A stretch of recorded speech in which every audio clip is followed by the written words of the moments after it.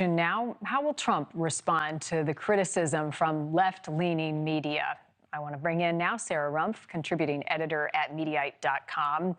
I mean, how likely is it that some media groups or Trump either change their tune and tone over the next 4 years? Thanks so much for having me. We've already seen some shifting in strategy. If you look at what has happened at CNN after Jeff Zucker was ousted, David Zaslav, who's the head of Warner Brothers Discovery, their parent company, has said they wanted to take a more middle of the road approach, to have the network something that would be more receptive to not just left-leaning anti-Trump views, but a broader spectrum. That has not so far paid out in better ratings. So, that's the engine that drives all the media. So that's going to be something everyone's going to have to adjust to.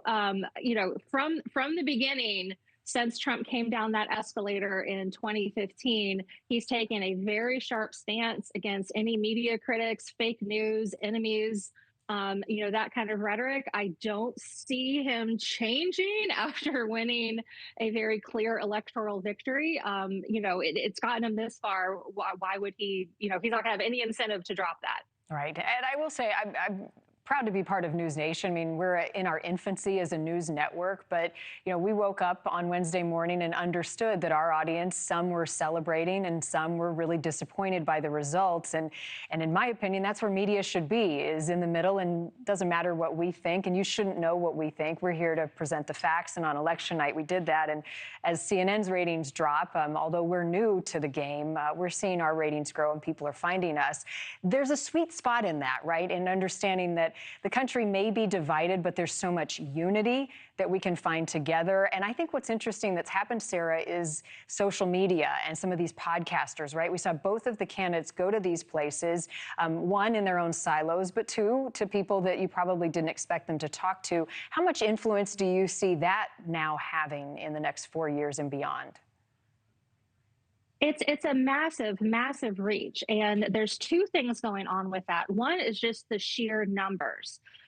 People, especially the younger generations, are not coming home, eating dinner, and then turning on, traditional television networks as much as they used to. They're not subscribing to their hometown newspaper.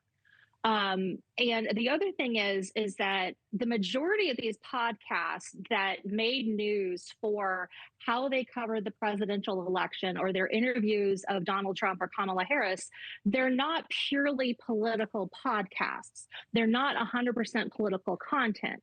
So when you are not bombarding your audience with politics, politics, politics, here's my views on what Congress is doing, here's my criticism of this candidate, when you're talking about things that are more connected to their life, their families, the sports they enjoy, the things that get us, going through the week, when you do talk politics, you've established a credibility with your audience. So you look at, so again, like you look at the numbers of these podcasts, like on the left, Call Her Daddy, on the right, Joe Rogan or Kill Tony.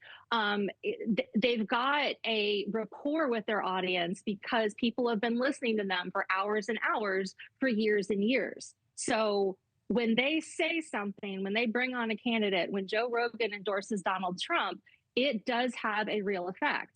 And now he's inquiring that the president be unifying in the next steps as he heads back to the Oval Office. Sarah Rumpf, thanks as always for stopping by on this Friday. Enjoy your weekend. Thank you for watching. Go to newsnationnow.com to find News Nation on your television provider. And don't forget to click the red subscribe button below to get more of News Nation's fact-driven, unbiased coverage.